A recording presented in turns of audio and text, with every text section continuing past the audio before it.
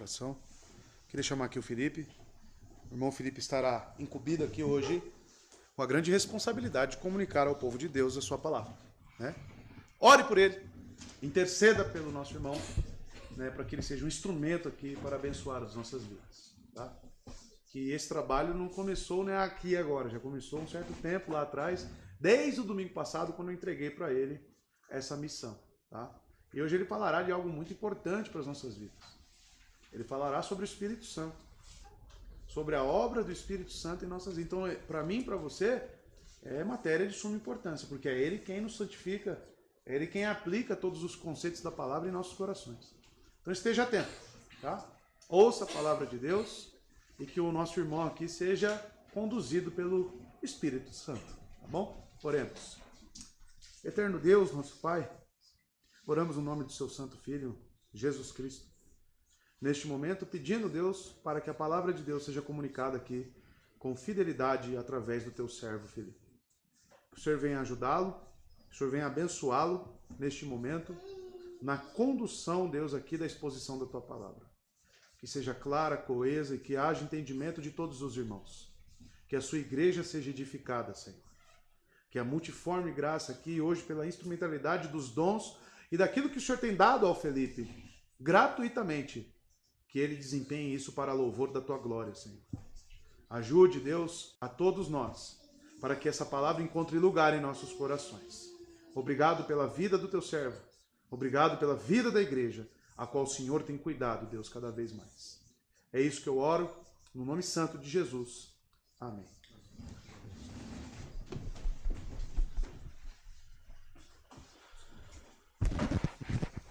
Graça e paz, irmãos.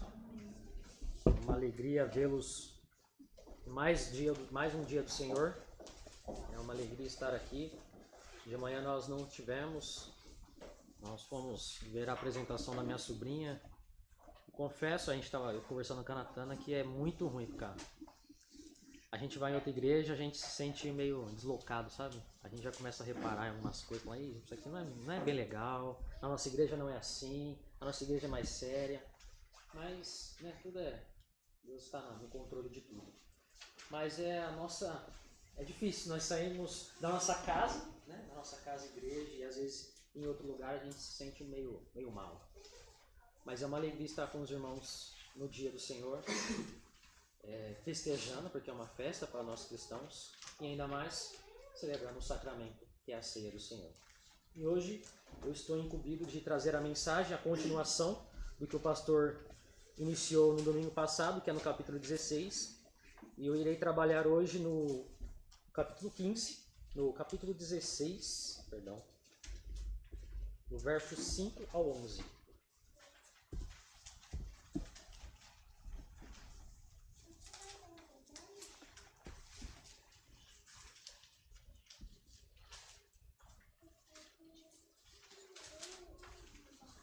O Evangelho que João escreveu, capítulo 16, do verso 5 ao 11.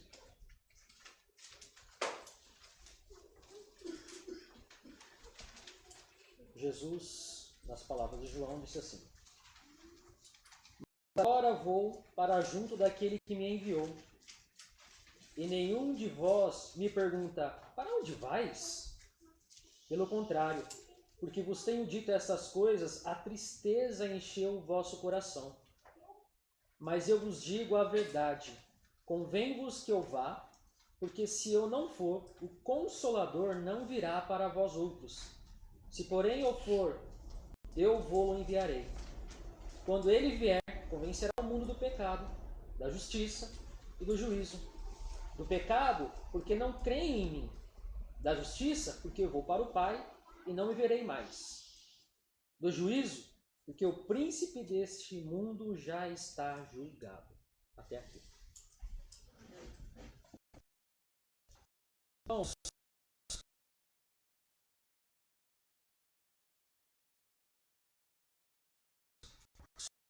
só ratificando o que a gente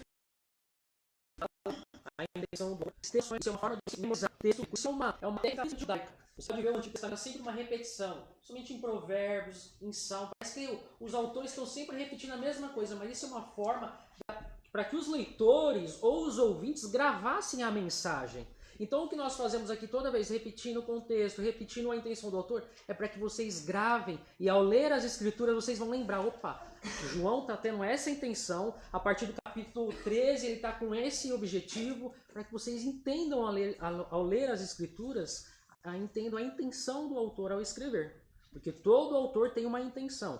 Lucas tem uma intenção, João tem uma intenção, Mateus tem uma intenção, Marcos e assim vai. Cada um deles tem uma intenção ao escrever o seu texto, o seu evangelho. Então, só lembrando os irmãos, a partir do capítulo 13, Jesus deixa o seu ministério público e agora ele parte a ensinar, a instruir, a preparar os seus discípulos para aquilo que haveria de vir. E o cume disso daí é a crucificação do próprio Cristo. Jesus está preparando os seus discípulos para que Jesus fosse crucificado. Então o ministério de Jesus agora passa a ser mais particular com os seus eleitos, com os seus discípulos. Então ao lerem, a partir do capítulo 13, vocês têm que ter em mente, opa, Jesus agora está falando com os salvos. Para que nós não façamos aplicações erradas. Para que nós não apliquemos coisas que são para crentes ou a descrentes. Então Jesus ele está se dedicando especificamente aos seus discípulos, aos seus eleitos. E continuando o que o pastor iniciou no domingo passado, Jesus agora começa a mostrar aos seus discípulos o que haveria de passar. As perseguições, a morte, seriam expulsos. E tais palavras parece que trouxe um certo incômodo aos discípulos. Uma certa tristeza. É o que nós vamos ver. O que é essa tristeza realmente que João está trazendo ali? Então ali os seus discípulos começam a ficar meio que perturbados com o que haveria de vir. Isso acontece muito conosco. Porque nós nos esquecemos do que Cristo fala. Nós nos apegamos com as dificuldades. Nós olhamos para as lutas e esquecemos das promessas de Cristo, escritas em sua palavra. As dificuldades, as perseguições nos fazem nos esquecer de Cristo. E é isso que acontece com os discípulos. Irmãos, a Bíblia ela nunca esconde as fraquezas dos homens. Pelo contrário, ela expõe, porque a glória é de Cristo. A glória é de Deus. Então os discípulos eles eram fracos na fé também. Eles eram meninos na fé também. Tinham medo. Negavam a Cristo. Mas a diferença é que Cristo os escolheu. E quando Cristo escolhe, Ele é fiel para terminar a obra que Ele iniciou. Ele é fiel para concluir a obra da salvação. E aqui, especificamente, a partir do verso 5, Jesus vai trazer um certo consolo novamente para esses discípulos. Irmãos, Jesus sempre tem um consolo, apesar de Ele trazer muitas vezes a verdade para nós. Olha, vocês vão sofrer perseguições, mas Ele sempre tem uma palavra de consolo. Ele sempre vai trazer um conforto aos nossos corações. E o conforto sempre está em Sua palavra. Em Sua palavra. Não se apegue às coisas do mundo. Não espere nada do mundo. Se apegue à palavra, às Escrituras. É ela que tem as promessas verdadeiras. E quando falamos em medo, irmãos, e é o que os discípulos estão começando a ter, porque eles estão sendo anunciados, está sendo explicado a eles o que eles deveriam passar, começa a surgir um certo medo. E trazendo para o âmbito da psicologia, o medo, o nosso principal medo do ser humano é o medo do incerto. É o medo da incerteza. Como que vai ser? Como é que vai ser amanhã? Não é assim nossos dias? Mas e amanhã? Como é que vai ser amanhã? E os discípulos estão passando por isso. O medo do incerto e da solidão nos leva ao desespero. O nosso cérebro, o homem é formado constantemente se preparando a prever o que acontecerá a seguir. Você pode ver isso quando você cai. Você já reparou que quando você cai, a primeira coisa que você faz, você coloca a mão na frente. Ou seja, você está se prevenindo para que não venha acontecer algo pior. O nosso cérebro, ele foi feito para prever, entre aspas, o que haverá de acontecer. Quando nós tendemos a cair, a primeira coisa que nós fazemos é colocar a mão. Ou quando nós escutamos um barulho, a primeira coisa que nós fazemos é protegemos a cabeça, porque é a parte mais frágil nossa. Então nós sempre estamos nos prevenindo. E nós somos assim, seres humanos em todas as áreas. Nós não fazemos aqui a assembleia também? E é exposto a nós o que nós gastamos no mês e prevendo o que vai ser gasto no mês seguinte. Porque nós não queremos ser pegos de surpresa. Apareceu uma conta, apareceu uma dívida e aí não tem dinheiro. Então nós somos assim. Porém, em situações incertas, esse planejamento é muito difícil. E a psicologia ainda explica que o desconhecido é um dos medos fundamentais dos seres humanos. Esse medo está muito ligado ao medo da morte. O principal medo do ser humano, ou dos seres vivos, é a morte. Por quê? Por causa da incerteza que ela traz. Recentemente eu publiquei texto de um artigo que eu escrevi falando sobre o medo da morte. Por que as pessoas têm medo da morte? Porque elas não têm certeza do seu futuro. Isso traz angústia para elas. Isso traz medo, desespero diante da morte. Mas sabe o que a psicologia diz?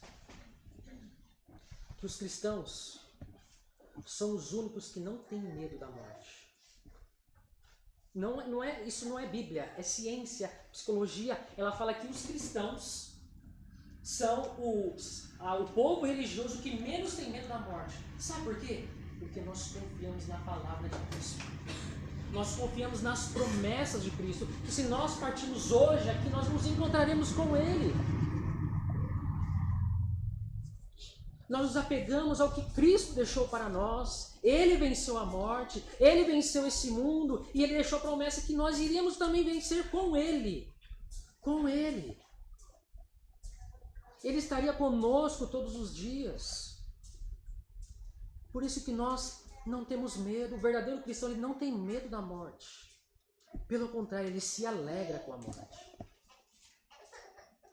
Não é o que Paulo vai falar? Que o morrer é lucro? O cristão, o morrer é lucro. Mas aqui, irmãos, nós estamos vendo que os discípulos não pensam assim.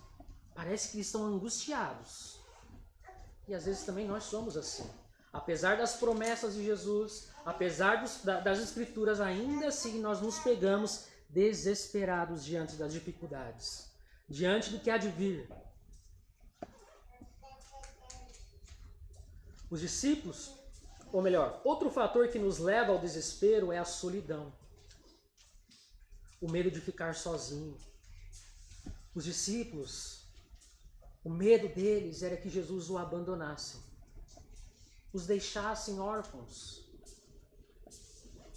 Esse medo está muito ligado às crianças. Vocês já repararam como as crianças são? Se você deixa, os pais principalmente, deixa a criança num certo lugar e sai de perto, a primeira coisa que ela vai fazer é chorar. Por quê? É o medo de ser deixada para trás, de ser esquecidas.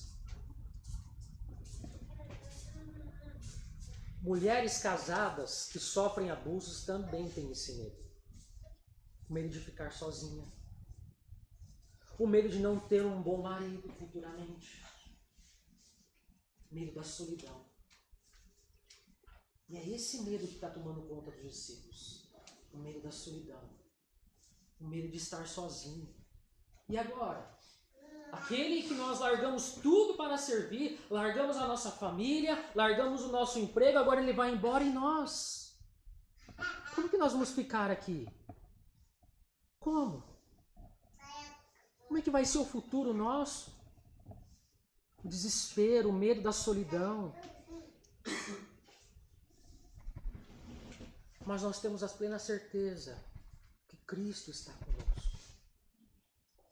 Quando a solidão bater a sua porta, lembre-se das palavras de Cristo. Ele estará conosco todos os dias. Lembra do verbo aoristo? Não tem tempo determinado. Ele estará conosco todos os dias. eternamente. Os discípulos aqui neste capítulo estão sofrendo com o medo do incerto, da solidão. Jesus, a partir do capítulo 13, está preparando os seus discípulos para o que haveria de vir. A sua partida era certa. Neste capítulo, o 16, é predito a eles o que passariam por causa de Cristo. Entretanto, a incerteza e o medo da solidão fazem com que a tristeza tome conta do coração dos seus discípulos. Jesus, porém, os consola mais uma vez.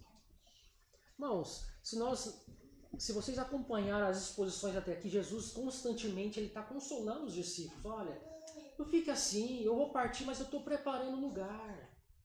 Olha, eu vou enviar um consolador. Mas toda vez que eles são expostos às dificuldades, o medo bate a porta e nós somos assim. Quando vem as lutas, os dias sombrios, nós nos esquecemos de Cristo. Mas sabe o consolo que nos traz?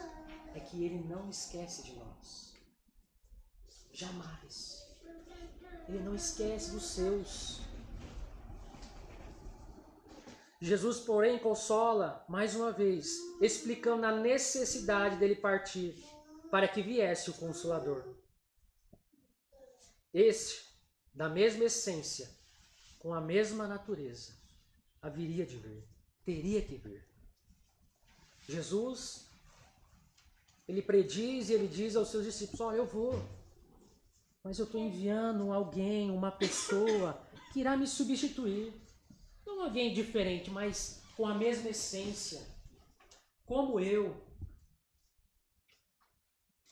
E aqui o autor também quer destacar que o Espírito Santo também é Deus. Ele também é Deus, é da mesma natureza, da mesma essência de Cristo. E assim nós adentramos ao texto. Verso 5. Mas agora vou para junto daquele que me enviou. Jesus continua a sua explicação sobre o que os discípulos passariam.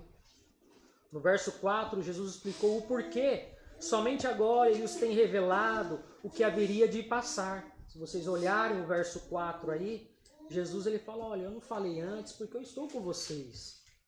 E estar com os discípulos ainda estariam protegidos por Cristo, aparentemente, fisicamente ali. Então isso traria ainda um consolo. Mas agora Jesus está falando, olha, eu preciso partir. Chegou a minha hora. Mas não se sinta triste, não. Eu vou enviar alguém. É necessário que eu vá para que outro venha e continue o que eu iniciei. Porém, agora Jesus disse que haveria de ir. Ele não somente partiria, mas iria para junto daquele que o enviou. O verbo vou, que João ele diz, eu vou para o Pai, e a preposição aí para, vou para, no grego, a palavra aí é hipago, pros. Hipago, pros. A preposição pros aí, segundo o dicionário grego, significa que Cristo iria ao Pai para ter um certo tipo de interação. O que ele está querendo dizer aqui? João está querendo ratificar que Jesus é Deus. Lembra que essa é a intenção também dele. É que as pessoas creiam que ele é o Filho de Deus. E ele sendo o Filho de Deus, ele é o próprio Deus. E quando ele usa essas palavras, ele está dizendo, ele vai com o Pai, ele vai para o Pai. Ele vai estar junto, frente a frente ao Pai novamente, tendo interação. Ou seja, se relacionando com o Pai. João está ratificando que Jesus é Deus. Mais uma vez, João, por isso que eu falei, os escritores eles estão repetindo para quê? Para que gravem a mensagem. Para que os seus ouvintes e leitores entendam e gravem as mensagens. Então Jesus voltaria ao Pai novamente, ao que ele era antes. E no início do Evangelho, quando o pastor iniciou, ele destacou bem isso. Que o Logos ali, ele estava frente a frente com o Pai, tendo um relacionamento com o Pai. Ou seja, ele é o próprio Deus também. O evangelista João, com essas palavras, está ratificando a divindade de Cristo. A segunda parte desse verso, ele diz: e nenhum de vós me pergunta, para onde vais? Então Jesus indaga os seus discípulos: olha, eu expus tudo a vocês, mas vocês não estão perguntando para onde eu vou. Vocês estão simplesmente quietos. É como se dissessem: o que está acontecendo? O que está perturbando o coração de vocês? Se vocês não estão nem querendo saber para onde eu vou. Jesus indaga os seus discípulos, pois nenhum deles demonstra interesse em saber de fato para onde Jesus iria. Entretanto, podemos lembrar no capítulo 13, o verso 36. Aí você pode falar assim: tudo bem. Ele está indagando porque eles não perguntaram para onde Jesus vai. Mas no capítulo 13, e verso 36, que Pedro ele pergunta a Jesus para onde ele iria. Ele está perguntando? Ou Tomé, no capítulo 14, o verso 5, ele faz a mesma pergunta: para onde o Senhor vai? Parece meio incoerente. Jesus está cobrando alguma coisa, mas seus discípulos já fizeram, já perguntaram. A pergunta de ambos os discípulos tem como motivador o egoísmo.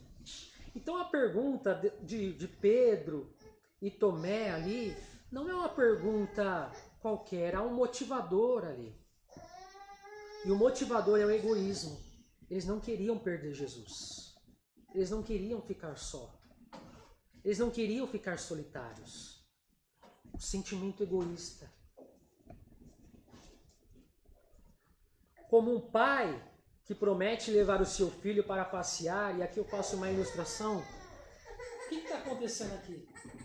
Quando um pai ele vai pegar o seu filho e diz assim: filho, a gente vai passear hoje, vamos ao shopping. E de repente esse pai ele recebe uma ligação e essa ligação diz para ele ir para trabalhar. E o pai deixa o seu emprego ou deixa esse momento de lazer para ir trabalhar. E a pergunta do filho é: pai, para onde você vai? Mas a pergunta do filho não é para saber o que o pai vai fazer. A pergunta do filho é mais ou menos dizendo assim: por que você vai deixar a gente? Por que você vai deixar o nosso momento de lazer? Uma pergunta melhor e mais objetiva é: pai, por que você vai nos abandonar? É exatamente o sentimento que há em Pedro e Tomé. O interesse de Pedro e Tomé não é dizer assim: Jesus, por que o Senhor vai partir? O que o Senhor está fazendo ou vai fazer quando o Senhor partir? Mas o sentimento dos discípulos é: o Senhor vai nos abandonar? Onde o Senhor vai? É como se eles dissessem: nós largamos tudo.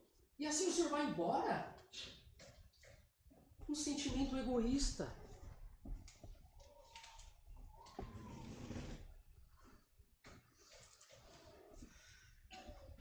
Na verdade, o interesse dos seus discípulos é um interesse egoísta.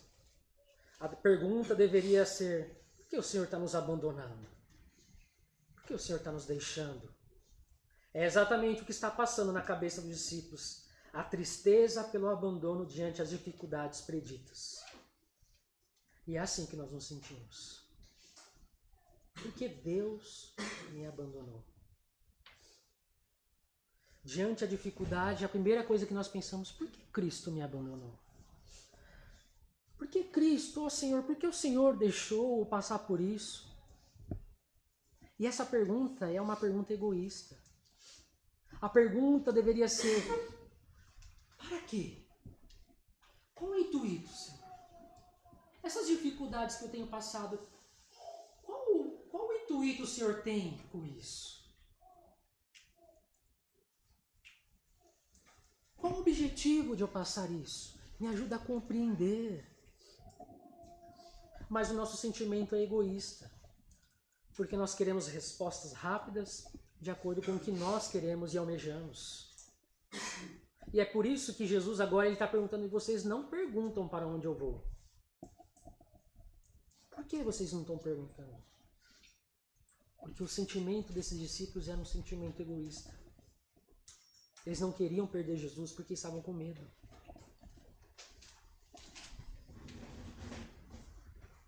Verso 6. Pelo contrário, porque vos tenho dito essas coisas, a tristeza encheu o vosso coração. A tristeza tomará conta dos corações dos discípulos. O que deveria lhe trazer alegria trouxe tristeza. Porque Jesus havia lhes falado no capítulo 14 para eles não se turbarem, porque ele iria para o Pai preparar um lugar. Os discípulos estavam perturbados, tristes, porque talvez teriam que passar por momentos difíceis, se esquecendo das palavras de Cristo, que Cristo estava partindo para preparar morada, um lugar. Eles estavam tristes, porque deveriam ou haveriam de passar lutas e perseguições. Mas, irmãos, a luta e a perseguição e o assombro da morte devem nos trazer alegria, porque estamos sofrendo por causa de Cristo, pelo Evangelho. Os discípulos morreriam por causa do Evangelho. Eles seriam perseguidos por causa de Cristo. Isso deveria trazer alegria aos corações deles, mas eles não entendiam. A tristeza tomou o coração deles a ponto de eles não entenderem o que estava acontecendo. O que Jesus estava querendo ensinar a eles. Mas o medo do que estava por vir lhes cegaram. E o substantivo aí que vocês podem ler na sua palavra aí, tristeza, no grego significa ser engolido. Não é uma mera tristeza. Eles foram engolidos pela tristeza. Eles foram submersos por essa tristeza. A ponto deles não enxergarem, não ouvirem mais as palavras de Jesus, se esquecerem de Jesus, das palavras de Jesus. Ou seja, eles foram tomados por uma profunda tristeza, a ponto de não quererem saber para onde Jesus iria, ou o que ele iria fazer junto ao Pai. O verbo encheu no grego aí, encheu de tristeza, no grego aí está no indicativo, ou seja, é algo certo. A tristeza já tinha tomado o coração dos discípulos. E o tempo aí é perfeito, que significa algo já realizado. Ou seja, a tristeza já tomou conta totalmente do coração dos discípulos. Por isso que a tradução de tristeza é ser engolido. Eles estavam mergulhados em tristeza, se esquecendo das palavras de Cristo. E eu e você? Quando passamos perseguições, lutas, dificuldades, o que toma conta do nosso coração? Será que somos engolidos pela tristeza? Será que nos esquecemos de Cristo?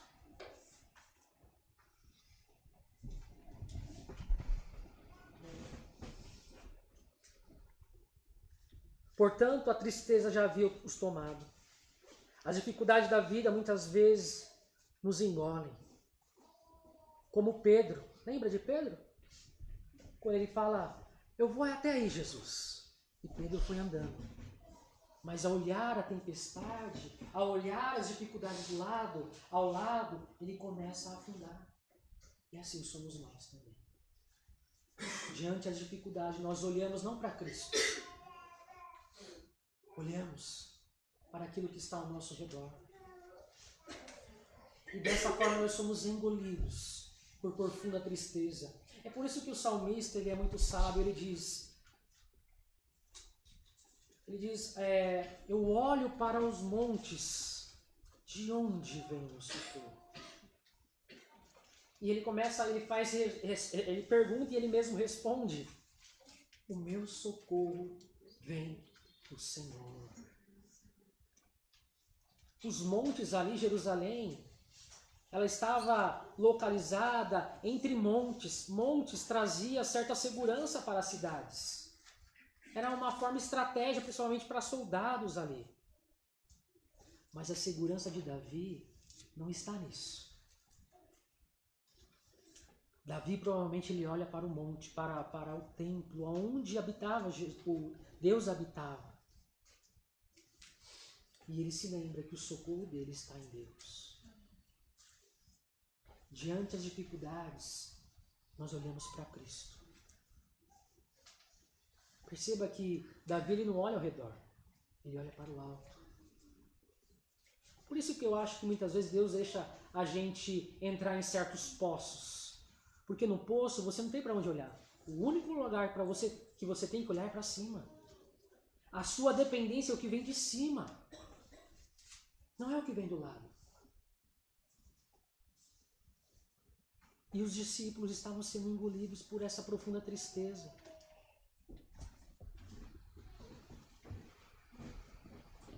E as dificuldades nos levam a achar que estamos sozinhos, como os discípulos achavam que estariam. Aliás, a perseguição, as ameaças de morte deveriam trazer alegria. Sofrer por Cristo deve trazer júbilo ao cristão. E Tiago, ao escrever a sua epístola, ele diz, no capítulo 1, no verso 2 e 3 e 4, ele diz: meus irmãos, tendes por motivo de toda alegria o passardes por várias provações. E essa palavra, esse verbo várias, significa multicolor, ou seja, todo tipo de provação. E você pode ver que a vida do cristão é assim. Acaba uma luta, começa outra. Nós temos uma luta espiritual, daqui a pouco vem uma luta na área financeira, termina na área financeira, começa na área espiritual, na área carnal, começa na igreja, começa na família. É essa forma que Deus trabalha em nós, nos forjando. Mas Tiago está falando, se alegrem. Se alegrem. Parece meio masoquista. Ué, eu vou me alegrar sofrendo? Como assim? Por isso que os cristãos eles são considerados loucos. O cara está passando dificuldade, não tem dinheiro, passando necessidade, filho doente, mulher doente, mas ele está alegre. Como pode? Porque ele sabe que tudo na vida dele tem um propósito. Cristo ou Deus está usando esses momentos de dificuldade para forjar o seu caráter. Porque Tiago ele vai dizer isso, e sabendo que a aprovação da vossa fé, uma vez confirmada, produz perseverança.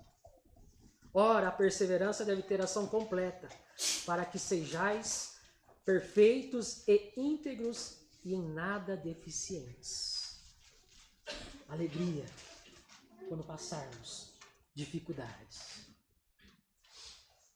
Quando nos perseguirem, se alegre. Quando o desemprego bater a porta, se alegrem. Quando as tentações baterem, se alegrem. Porque Cristo está usando essas formas, essas lutas para forjar o nosso caráter. E o fim de Tiago, segundo alguns estudiosos, ele foi jogado do pináculo do templo. E ele não morreu. E veio um certo cidadão e enfiou uma estaca nele. Foi uma morte meio que devagar. E ele faz a oração, a mesma oração que Jesus fez. Deus, perdoem, pois eles não sabem o que fazem. As lutas nos levam a ser como Cristo. A nos parecer como Cristo. Se alegrem com as dificuldades. Se alegrem com as lutas. Você está sendo forjado. Você está sendo formado à imagem do próprio Cristo. E é assim mesmo que ele vai fazer. Achou ruim? Reclame com ele. Os romanos, nos primeiros séculos, eles desenvolveram os armamentos de guerra. E uma das formas que eles faziam, e eu acredito que dura até hoje, eles pegavam material, levavam ao fogo, e ao tirar do fogo, eles batiam nesse material. Batiam. E após bater no material, esse material era levado à luz, para ver se havia alguma trinca. Se tivesse trinca, levava-se ao fogo, tirava, colocava na mesa e batia. Até que essa rachadura fosse desfeita de vez. E o material se ligasse um ao outro. Esse material somos eu e você. O pecado traz trinca. Mas o ferreiro Jesus, ele é um bom trabalhador. E a forma dele trabalhar é nos levando ao fogo da aflição, para nos amolecer.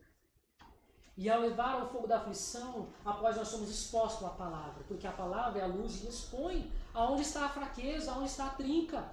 E se tiver trinca, volta-se novamente, até que tudo esteja perfeito.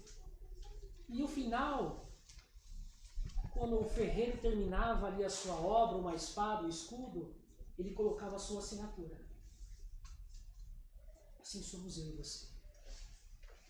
Ao terminar a obra, nós podemos chamar: eu sou cristão. Pequenos cristos. Você leva o nome de Cristo. Cristo está trabalhando em nós e através de nós. Se alegrem com as dificuldades.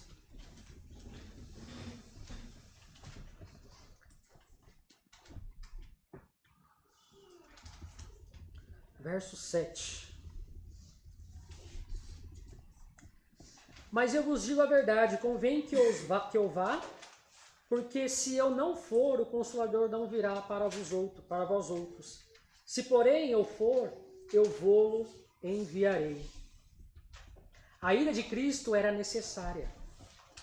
Conforme eu já falei, era necessário. E Jesus está falando ao longo, depois do capítulo 13, ali ele está falando: eu preciso partir, eu preciso ir, é necessário, mas é necessário que eu vá para que outro venha. Era necessário para que viesse o Consolador. A palavra Consolador aí no grego é paráclito, que significa que encoraja, que consola, que anima. A vinda do Espírito Santo tem como objetivo para os eleitos, porque a preposição aí para vocês significa interação, porque a preposição no grego aí é prós. Então quando ele diz: ó, eu vou lá, mas eu vou enviar para vocês o Consolador. Essa preposição para aí significa que o Consolador não virá um qualquer, ele não virá simplesmente cumprindo um papel: ó, eu estou aqui, mas segue-se a vida. Não, ele virá para interagir com os eleitos. Ou seja, o Espírito Santo é uma pessoa. Nós nos esquecemos do Espírito Santo muitas vezes, nas nossas orações, na nossa vida. É Ele que nos santifica por meio da palavra. É Ele que nos anima. É Ele que nos conforta. É Ele que nos dá ânimo. Então Ele vem, não vem como uma fumacinha, como muitos acham, como uma pomba, como muitos acham. Não, Ele vem como uma pessoa para interagir, para ter um relacionamento com nós.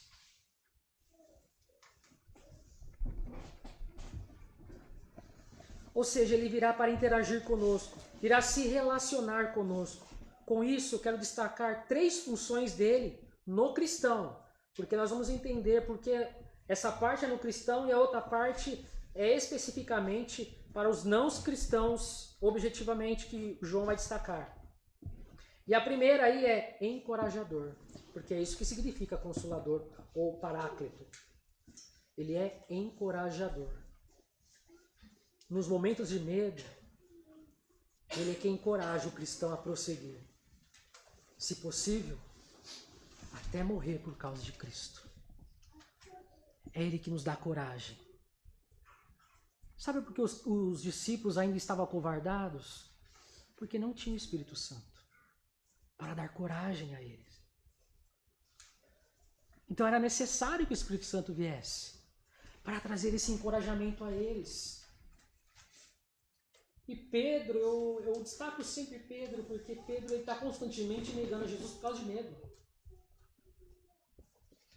Mas constantemente ele é ousado. Lembra lá em Atos, quando pede para ele parar de pregar, ele: não vou parar de pregar.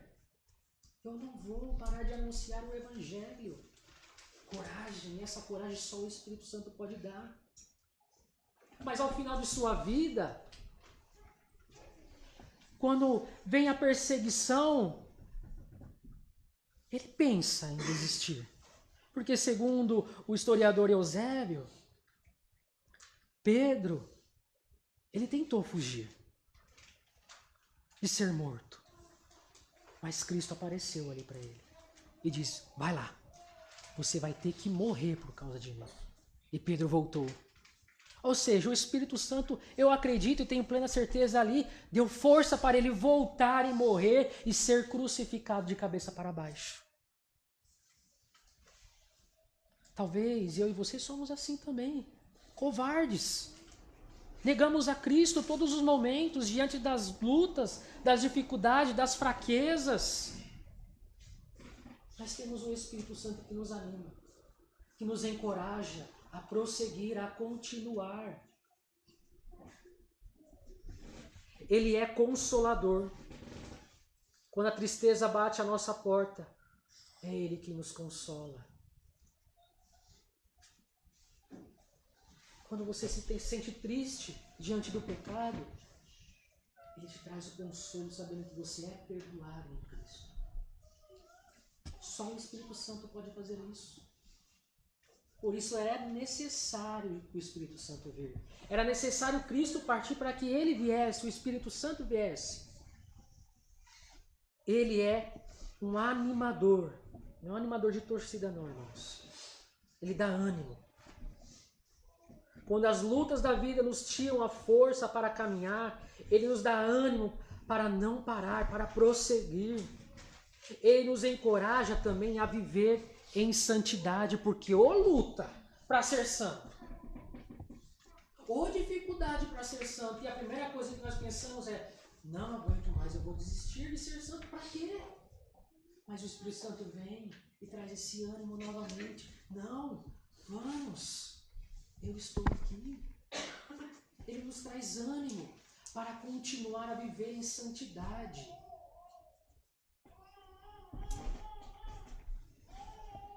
O Espírito Santo virá com um propósito também para o mundo. Por isso que eu destaquei aí, primeiro, ele está sendo falado como consolador. É para os discípulos, é para os eleitos. Olha, ele vai vir como consolador para vocês. Mas olha, e aí ele vai destacar agora. No verso 8, ele diz: quando ele vier, convencerá o mundo do pecado, da justiça e do juízo. O verbo aí vier no grego está no tempo auristo. Ou seja, quando ele vai vir? Não sei. Por quanto tempo? Não sei. Vocês já repararam que o auristo sempre é esse verbo aí, essa forma do verbo, está sempre relacionado a Cristo? Está relacionado também ao Espírito Santo? Ou seja, Ele é Deus como Cristo. Ele é eterno. Ele estará conosco todos os dias. Quando Ele vier, Ele jamais se apartará de nós. Ele estará conosco.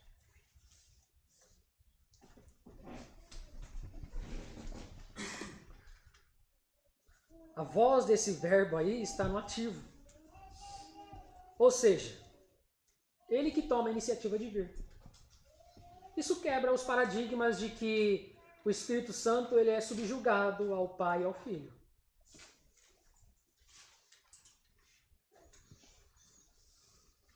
Pois Ele decide vir. Essa ideia de que o Espírito Santo, a Trindade está meio que num processo hierárquico ali, não? Deus é o máximo, Ele é o chefe, Jesus ele está no meio ali, é meio que um gerente, e o Espírito Santo é o peão. Não. Não é isso que está dizendo aqui. O Espírito Santo toma a iniciativa também de vir. Ele é Deus. Ele tomou a iniciativa. Lembra do pacto aí, da redenção? No acordo da Trindade? Ninguém mandou ele vir. Cada um deles tomou a iniciativa.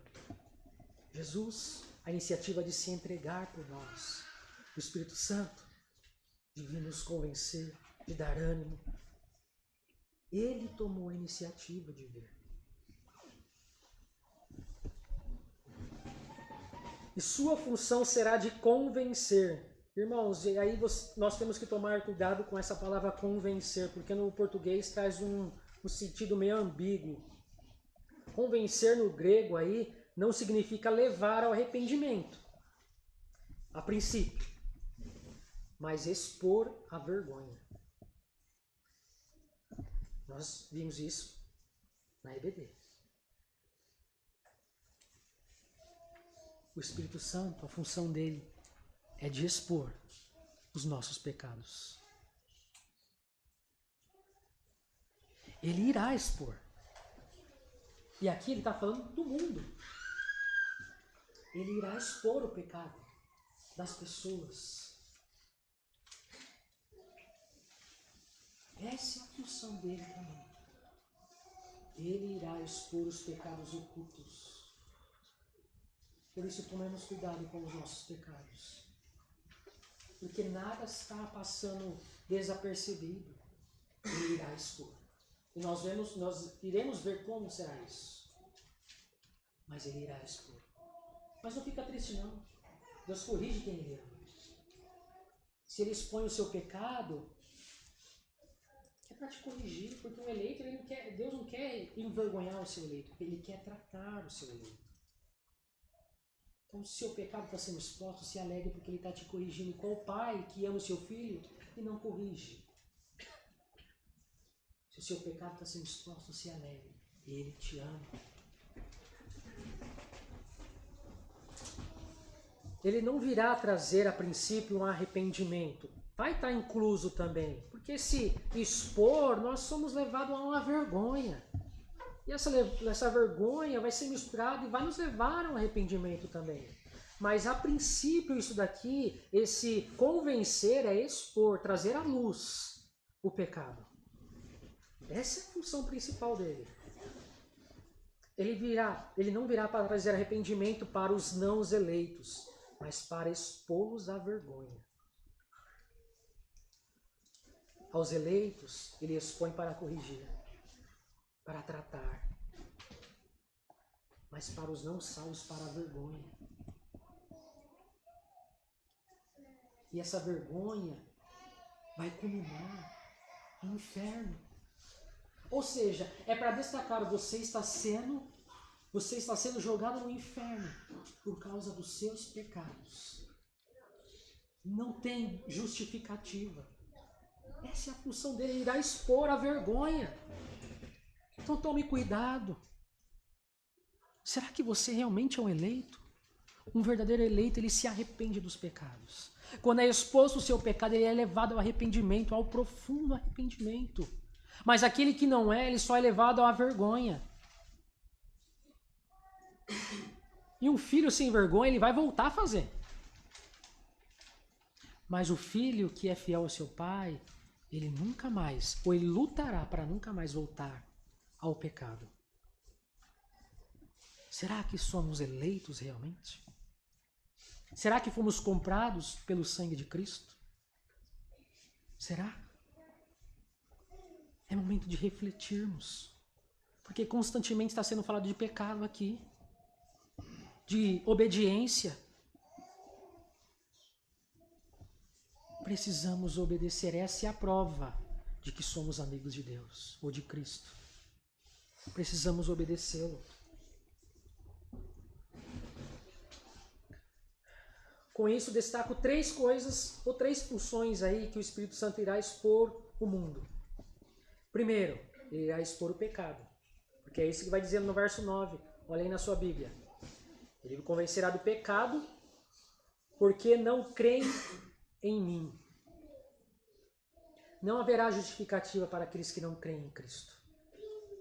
Porque será exposto. Será exposto para todos. E aqui, o Evangelho de João está sempre mostrando a questão de crer em Jesus. Lembra do foco principal dele? É levar as pessoas a crerem em Jesus. Aqueles que creem, serem firmados a sua fé. E para também mostrar aqueles que não creem verdadeiramente. No capítulo 2, se não me engano fui eu que preguei, acho que verso 35. Vou ter aqui. João, capítulo 2.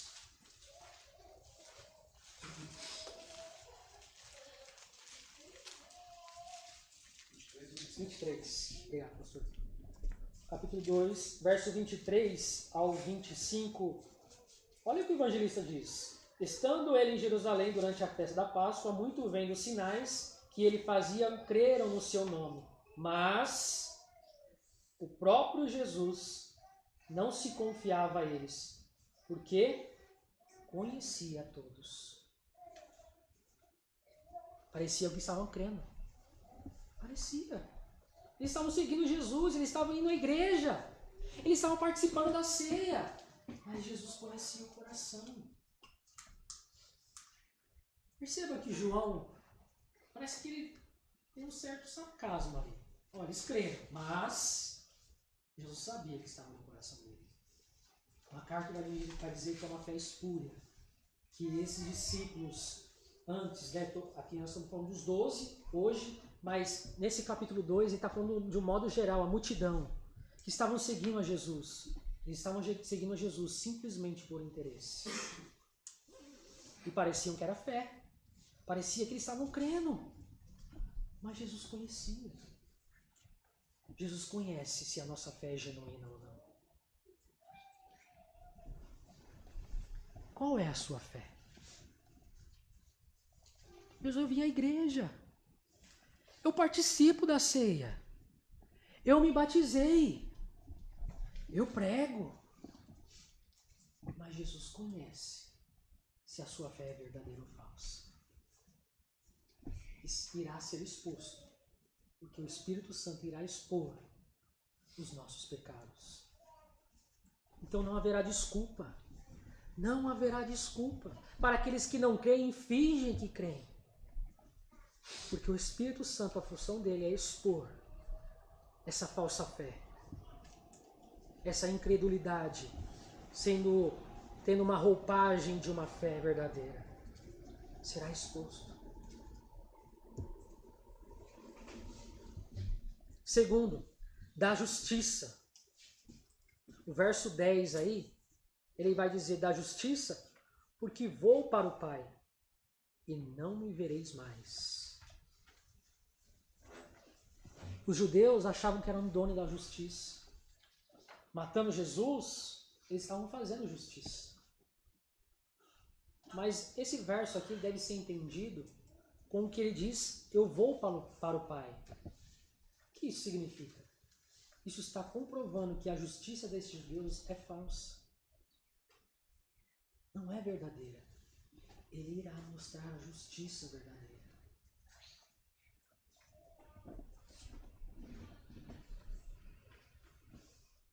O mundo, representado pelos judeus, estava para crucificar Jesus. O mundo iria dizer, ele deve morrer. Portanto, em nome da justiça, eles iam matá-lo. Ele proclamou em alto e bom som que era nada mais, nada menos que a justiça. O mundo o tratou como um malfeitor. Mas a verdade era exatamente o oposto. Percebe? Eles estavam falando que estavam fazendo justiça. Mas eles estavam matando o próprio Deus. Embora rejeitado pelo mundo, ele foi recebido pelo Pai. Recebido no lar via a cruz que o levou à coroa. Apesar de tudo, essa injustiça levou a Cristo a ser glorificado. E Cristo demonstrou a verdadeira justiça, o que é verdadeiro. Os discípulos não mais poderiam observá-lo em suas atividades diárias. Enquanto ele andava com eles, ele estava para morrer e estava para receber a sua coroa, segundo Filipenses. Por meio da ressurreição, o Pai colocaria o selo de sua aprovação sobre a sua vida e obra. Ele, exatamente aquele que fora considerado injusto, por meio de sua vitória, iria para o Pai, a fim de marcar como o justo. Citações de William Hendricks. Cristo seria glorificado e mostraria que ele realmente é o justo. Os judeus, demonstrando a sua verdadeira justiça, o crucificaram. Mas isso serviu para mostrar quem é o verdadeiro justo. Mas a cada vez que nós pecamos, nós estamos dizendo, o Senhor precisa morrer de novo. Eu estou crucificando o Senhor de novo. Não foi suficiente.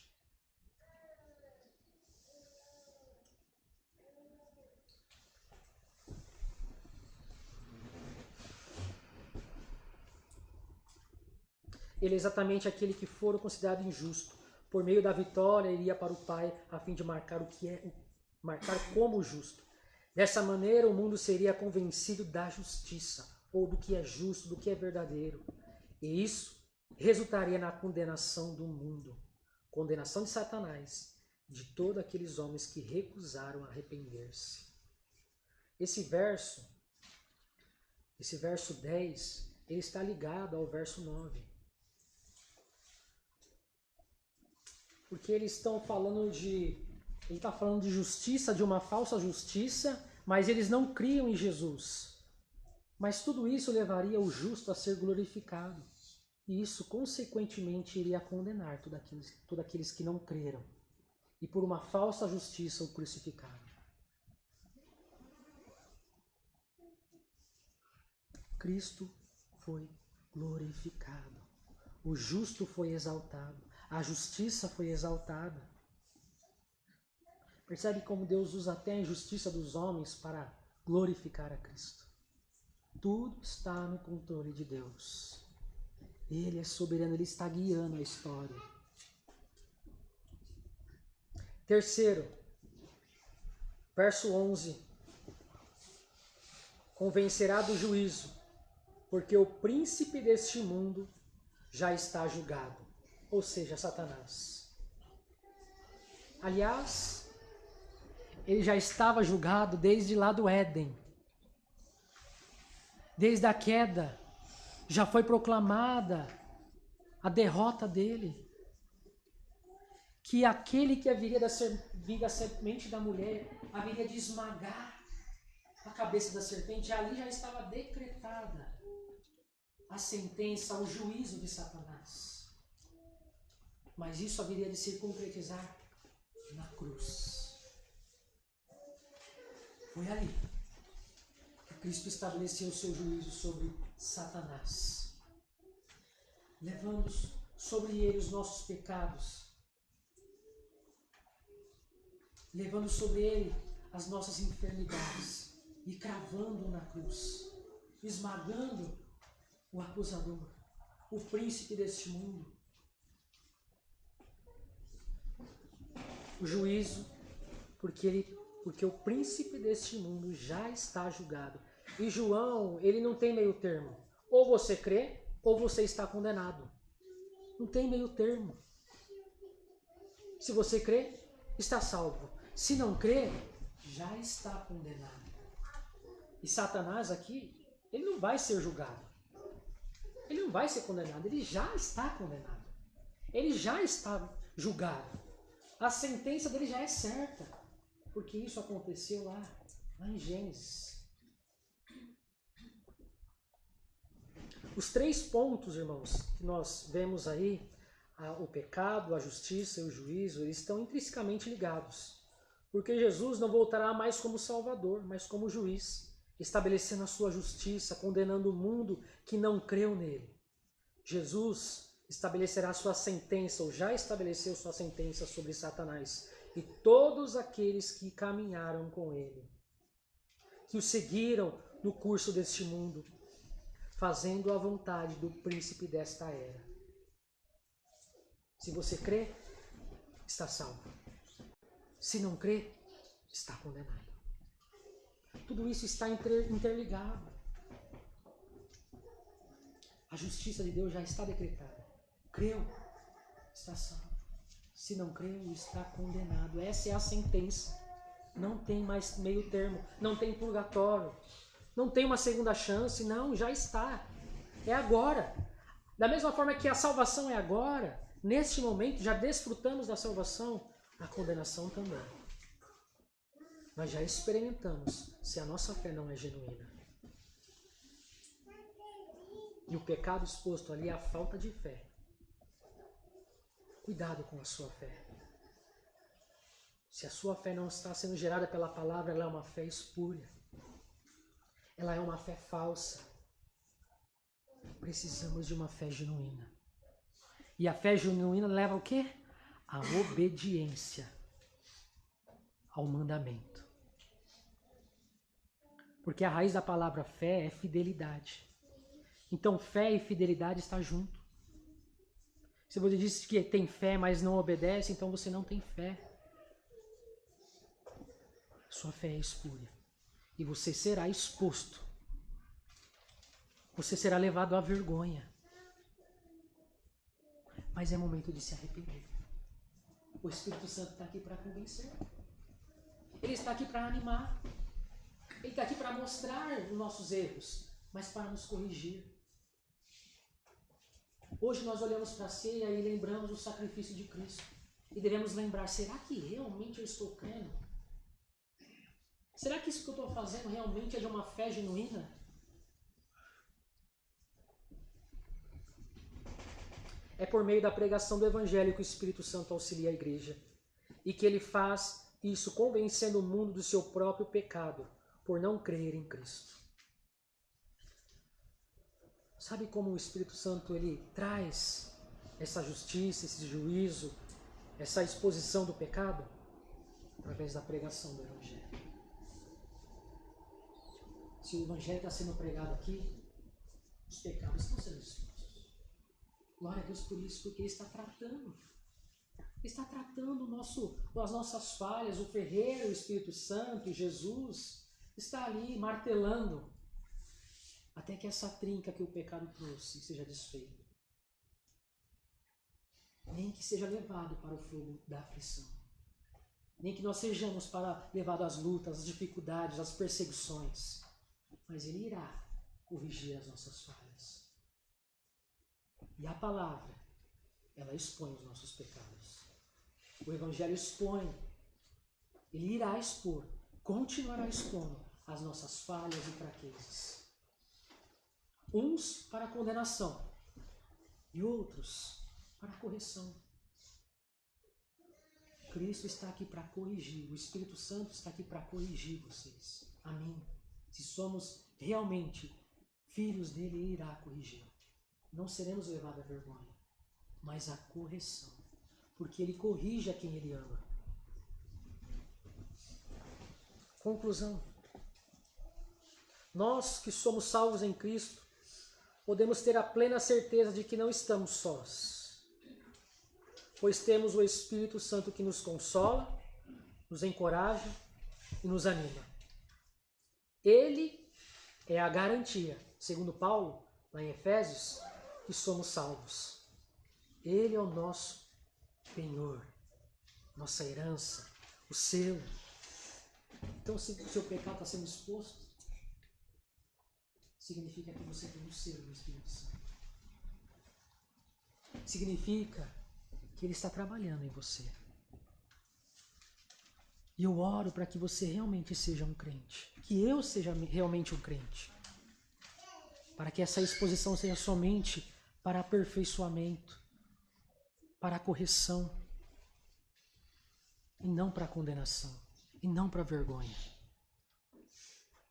Então, Cristo foi dado a nós como um selo, a garantia de que nós somos salvos.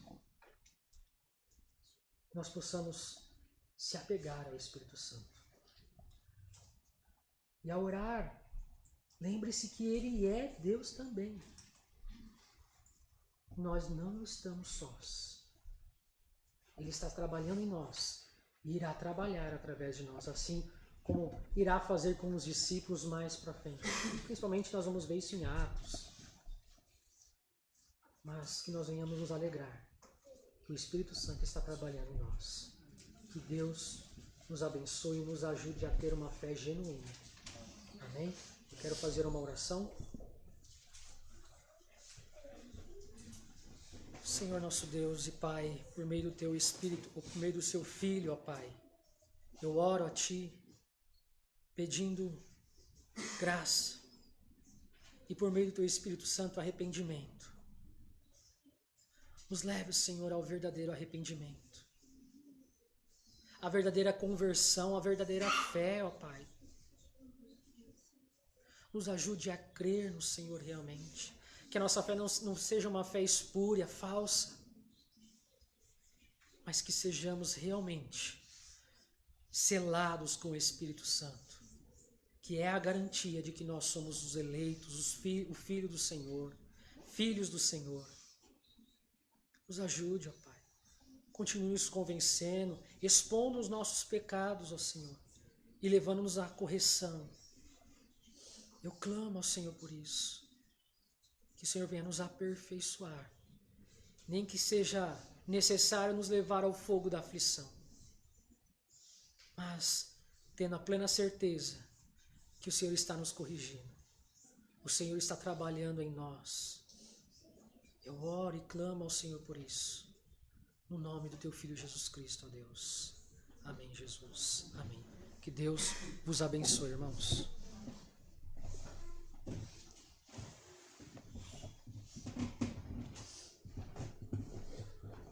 Glória a Deus, irmãos.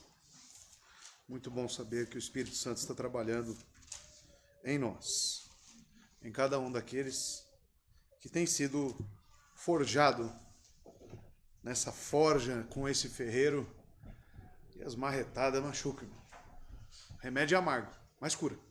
Plenamente certo de que cura. Não murmuremos, nem reclamemos com o nosso Senhor e com as suas tratativas. Esteja certo de que o seu pecado é muito mais agressivo a Ele do que a tratativa que Ele tem para te corrigir. Esteja certo disso. Né? E seja humilde em aceitar de Deus o que Ele tem feito na sua vida. É isso que nós temos que aprender com essa mensagem, com a função do Espírito Santo em nós. Agora é momento de ceia. Momento onde declaramos aqui a nossa fé, reafirmamos nossos votos. E eu preciso sempre esclarecer quem participa da ceia, né? São os membros desta igreja, batizados em nome do Pai, do Filho e do Espírito Santo. Aqueles que não estão participando e não passando também por um processo disciplinar, né? Esses não participam também, porque estão marcados como prescreve as Escrituras. Nós vimos isso pela manhã hoje. Então, aqueles que são membros, batizados por imersão, são esses que participam, tá bom? Então eu gostaria de ler e explicar o que é a ceia do Senhor, antes de realmente aqui consumar o ato, o sacramento. Primeiramente o apóstolo Paulo, lá em 1 Coríntios, capítulo 10, você pode abrir sua Bíblia. Vamos entender alguns conceitos aqui e nos preparar para a ceia do Senhor. Pois eu queria pedir, o Gessé, você consegue me ajudar, Gessé? Consegue? O Gessé irá me ajudar aqui na distribuição dos elementos. No capítulo 10, no verso 16 e 17, o apóstolo Paulo vai aqui previamente definir para nós o que realmente se trata, do que se trata o sacramento da ceia. Ele diz o seguinte: o cálice de bênção que nós abençoamos não é a comunhão do sangue de Cristo. Como sabemos se temos comunhão com o sangue de Cristo? Justamente através desse penhor do Espírito Santo que nos leva a obedecer a sua palavra. Essa é a comunhão. Ele ainda diz: o pão que nós partimos não é a comunhão do corpo de Cristo. Ainda assim, no verso 17, porque nós, sendo muitos, somos um só pão e um só corpo, porque todos somos participantes de um só pão. Então, ceia, ela é sinônimo de comunhão com Cristo e comunhão com o seu corpo, tá? Então eu preciso estar em comunhão com uma igreja. Eu preciso ter passado pelo critério de uma igreja onde recebe a autoridade de Cristo e realmente ser declarado como participante disso. Se isso não aconteceu pela igreja que tem a autoridade de Cristo, você não participa. Então por isso que visitantes não participam, porque a gente não conseguiu estabelecer os critérios para saber se é crente. Ah, mas se vier alguém que nós sabemos que é crente, dentro de todos esses critérios, aí ele participa, tá? Por exemplo, se vir um Nicodemos aqui na igreja, eu vou deixar ele fora da ceia? Né? O Fábio balança a cabeça que sim. Né? Mas nós sabemos que ele é crente, que é um pastor. Sério. Né? Ainda assim, ele vai dizer para que vocês vejam que temos que ter comunhão com Cristo para participar da ceia. E a igreja tem que ter condições de avaliar isso. Ele diz no verso 21, não podeis beber o cálice do Senhor, ou seja, a ceia, participar da ceia, e o cálice dos demônios. Não podeis ser participantes da mesa do Senhor e da mesa dos demônios. Então o que está dizendo para nós? Que deve existir distinção. Deve existir da igreja uma ciência sobre quem realmente está aqui conosco. Ainda assim, ele vai se aprofundar neste assunto nos versos 21 a 22, do capítulo 11 agora. Ele vai dizer, portanto, quando vos ajuntais em um lugar, isto não é para comer a ceia do Senhor. Ou seja, só no 21, não é um ato vazio e despretensioso. É algo significativo para nós. Então você não participa apenas para comer, apenas vem à igreja, né, como muitos fazem, apenas no dia da ceia, como se fosse algo realmente que vai purificar ela. Não, o que purifica ela é o Espírito Santo, é a palavra de Deus. Tá? E participar da ceia é consequência disso. E ele diz ainda no verso 21 agora, porque ao comer, cada um toma antes do outro a sua própria ceia, e um tem fome e o outro está embriagado. Ou seja, essa igreja passava por problemas de comunhão. Essa igreja está passando por problemas. E ele fala no verso 22, não tendes porventura casas para comer e para beber? Ou desprezais a igreja de Deus e envergonhais aos que não têm? O que vos direi? Paulo diz, devo louvar-vos? Eu não vos louvo. E essa carta aqui, ele trata justamente este pilar da igreja, que é a unidade, a comunhão. Porque uns diziam, eu sou de Paulo, eu sou de Apolo, ou seja, está tudo dividido. Mas olha as palavras do apóstolo Paulo antes de introduzir a ceia. É aqui que ele vai chamar o povo para um autoexame. Este é o contexto. No verso 27 ao 28, ao 30, ele vai falar sobre esse exame. E aqueles que irão participar já estejam atentos. Portanto, qualquer que comer este pão e beber este cálice do Senhor, indignamente, será culpado do corpo e do sangue do Senhor. Porque essas pessoas que participam indignamente são pessoas que não estão vivendo conforme os princípios da palavra. São pessoas que não estão vivendo conforme o Espírito Santo tem agido na vida delas. Estão fora da comunhão. Será culpado do corpo e do sangue do Senhor.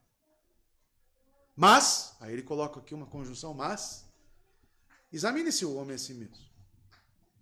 E assim coma deste pão e beba deste cálice. Porque aquele que come e bebe indignamente, come e bebe condenação para si mesmo, não discernindo o corpo do Senhor. Por isso que eu louvo a Deus pela matéria que nós estamos tendo pelo domingo de manhã. Você que é membro nessa igreja, é obrigatório você passar por esta EBD da manhã. Ou você que quer ser membro aqui. Porque lá nós estamos explicando claramente o que é ser corpo de Cristo. Correto? Nós estamos pontuando o que é ser corpo de Cristo, para que você tenha discernimento do que é ser membro numa igreja. Não é só aqui não, é em todas as igrejas de Cristo. Porque estamos trabalhando aquela EBD conforme os preceitos bíblicos. E ele diz, por causa disso, muitos estão fracos, enfermos entre vós, e muitos dormem, ou seja, morrem. Muitos morrem. Que nesse momento você possa orar. Discernir este corpo. Entender o que Cristo e a obra do Espírito Santo que ele tem feito em nossas vidas, de aperfeiçoamento. Então, amado, você que não participa da ceia, não se sinta menosprezado por isso. Se sinta privilegiado, porque isso é um cuidado que a igreja está tendo com a sua alma. É um cuidado. Porque aquilo que a igreja liga aqui na terra, aonde que é ligado também? no céu. A autoridade que a igreja tem é para ser usada. Tá bom? Então, cuidado com a sua vida. É um cuidado com você. Tá? Vamos orar e buscar em Cristo essa reflexão. As perguntas que o nosso irmão Felipe fez aqui, temos crido realmente em Cristo? Temos realmente dependido dele? Pense nisso. E você que irá participar, olhe para a sua vida e o seu comprometimento e peça perdão. Mas não pare no âmbito da culpa, porque se você crê em Cristo, certamente você será conduzido para os pés daquela cruz, onde você sabe que pode encontrar e encontrará perdão dos seus pecados. Vamos orar.